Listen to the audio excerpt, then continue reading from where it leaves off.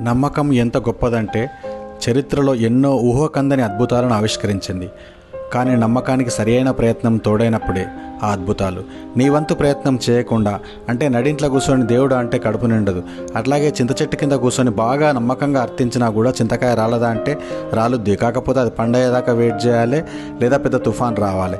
అప్పటిదాకా గానే ఉంటే నేను చింతకాయ తెమ్మన్న మీ ఆవిడొచ్చి నీ బెండు తీసి అదే ఆవేశంతో రాయెత్తి కొట్టి చింతకాయ తీసుకపోద్ది. అయితే నమ్మకం అంకెల్లో సున్నా లాంటిది, తతిమ్మ అంకెలన్నీ ప్రయత్నం లాంటివి. సున్నాకు ముందు ఎంత పెద్ద అంకె ఉంటే దాని రేట్లు 10 రెట్లు చేస్తుంది. ఒక్క సున్నాకు మాత్రమే నువ్వెంత పెద్దగా రాసినా దాని విలువ జీరోనే. అంటే సున్నాకు విలువ లేదా అంటే ఎంత మాట. సున్నా కనిపెట్టక ముందు గణితం, కనిపెట్టిన తర్వాత గణితం అనేది జమీన్ ఆస్మాన్ కా ఫరక్.